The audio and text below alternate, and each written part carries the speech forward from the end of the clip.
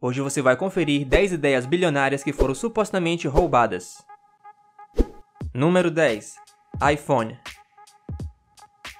Steve Jobs ficou conhecido quando afirmou que a Apple nunca teve vergonha de roubar grandes ideias. Mas seria a gigante da tecnologia roubar o design de um simples homem da Flórida para um dispositivo eletrônico de leitura? Em junho de 2016, a Apple se viu em um mau bocado quando Thomas S. Ross decidiu processar a empresa, exigindo 10 bilhões de dólares por roubarem a sua ideia. De acordo com Royce, no ano de 1992 ele registrou uma patente para um dispositivo eletrônico de leitura, que tinha um formato retangular, portátil e possuía uma tela. Incluído ao processo de Royce estão desenhos originais da patente. Ele acusa a Apple de produzir produtos notavelmente parecidos aos seus desenhos. Além da multa de 10 bilhões de dólares, Royce diz que merece uma porcentagem razoável de 1,5% de todas as vendas futuras da Apple. Considerando que a Apple lucrou aproximadamente 200 bilhões de dólares no ano de 2016, isso seria uma quantia de 2 bilhões de dólares. O processo está em andamento desde março de 2017.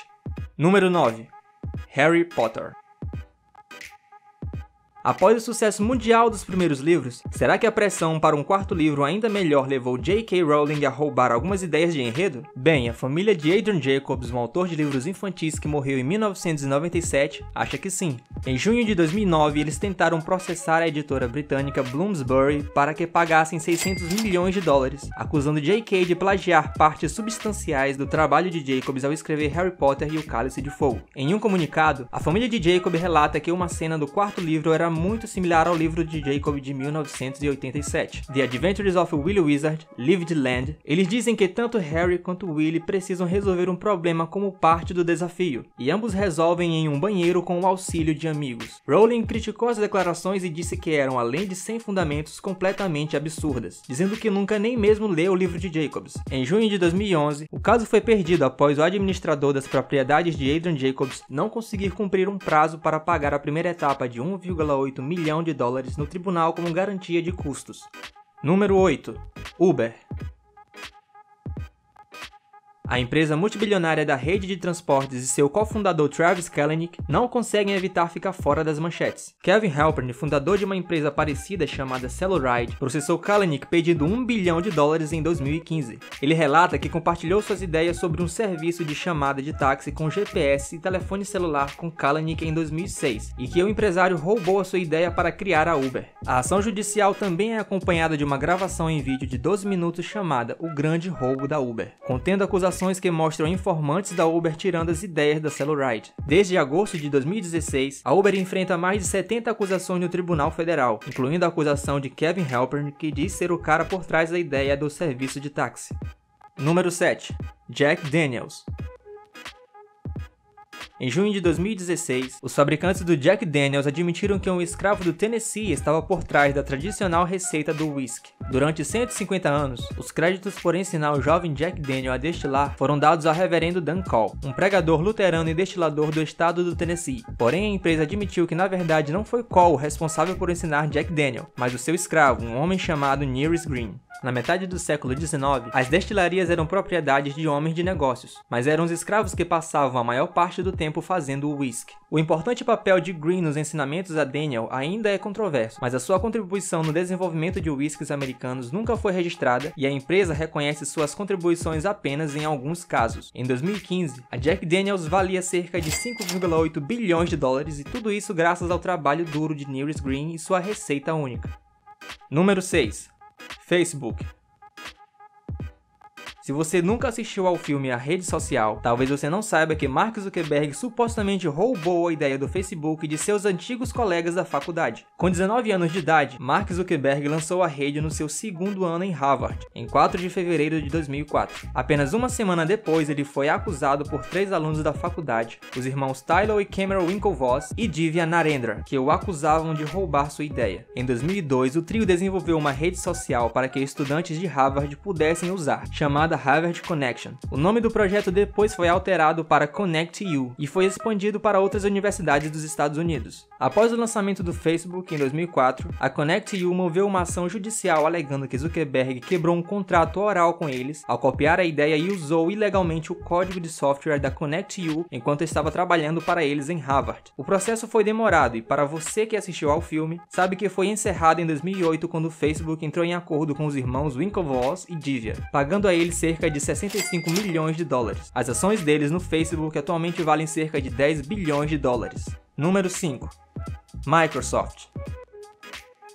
Há anos circulam rumores de que a Microsoft, que possui uma arrecadação anual próxima dos 86 bilhões de dólares, não criou o código-fonte para o sistema operacional MS-DOS, o precursor do Windows. Algumas pessoas também dizem que o código foi copiado do sistema operacional CP/M, desenvolvido por Gary Kildall, fundador da Digital Research. Grande parte dessas especulações foram esquecidas algumas vezes, mas tem um homem que tem certeza de que a Microsoft não é tão ficha limpa quanto se diz ser. Bob Zeidman, um engenheiro eletricista, analisou ambos os sistemas várias vezes e ainda não encontrou evidências suficientes que confirmem os rumores de plágio, mas ele não desistirá. Em agosto de 2016, ele disse que pagaria uma recompensa de 200 mil dólares para qualquer pessoa que conseguisse provar de alguma forma que o código do MS-DOS foi roubado do CP/M. Só nos resta aguardar os próximos capítulos dessa história. Número 4. Oreo.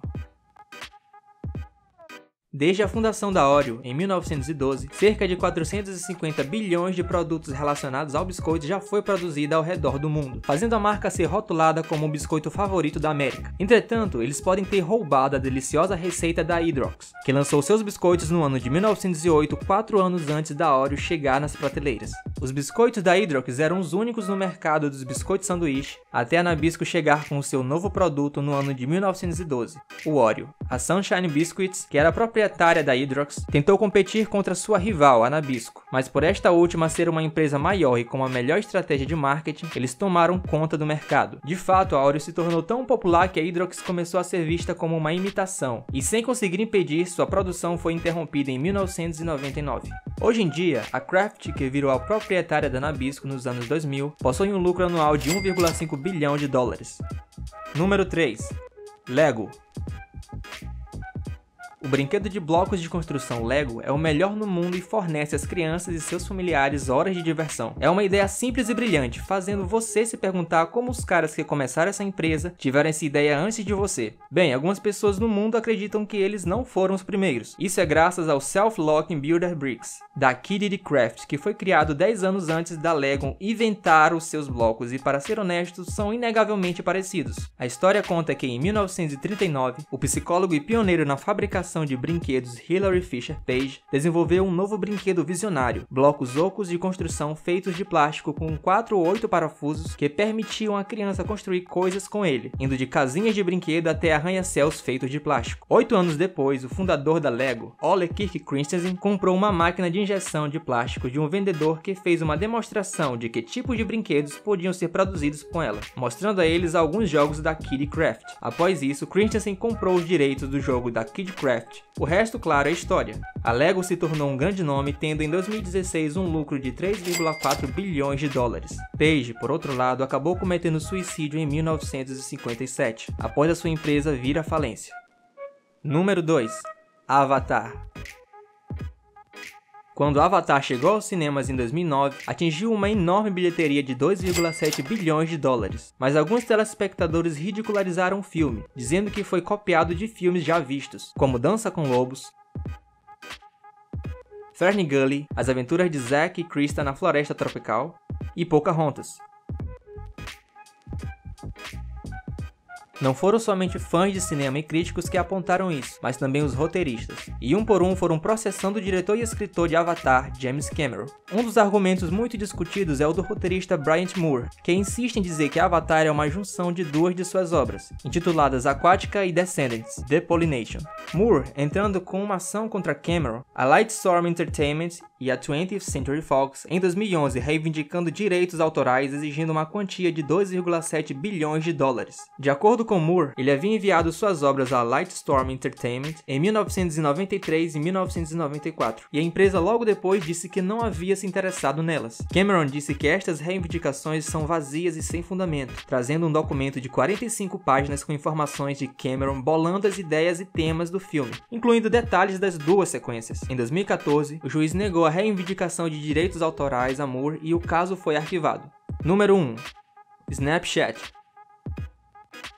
Em março de 2017, o Snapchat foi avaliado em 33 bilhões de dólares, mas a sua estrada para o sucesso não foi tão fácil, e isso se deve em parte à ação judicial no estilo Zuckerberg, movida para saber quem eram os verdadeiros criadores do aplicativo. A história começou no verão de 2011 com 3 amigos, Evan Spiegel, Bob Murphy e Red Brown, ex-estudantes da Universidade de Stanford, que surgiram com a ideia de criar um aplicativo para troca de imagens. Eles logo perceberam que isso faria muito sucesso, mas o trio logo se desfez quando Brown ouviu uma conversa com Spiegel e Murphy, de que eles queriam mantê-lo fora do negócio. Brown revidou tirando os documentos da patente do Snapchat de Spiegel e processando ambos por terem tirado ele dos negócios. Brown disse que a ideia foi sua, assim como o logo foi sua criação e ajudou a colocar Murphy no negócio. Após o processo ter demorado 1 ano e meio, a Snap Inc. entrou num acordo com Red Brown, pagando a ele 158 milhões em 2014, mantendo Spiegel e Murphy ainda como proprietários do app. Você acabou de assistir mais um Top 10 do Você Sabia TV. Não se esqueça de curtir e se inscrever para não perder nenhum vídeo. Até a próxima!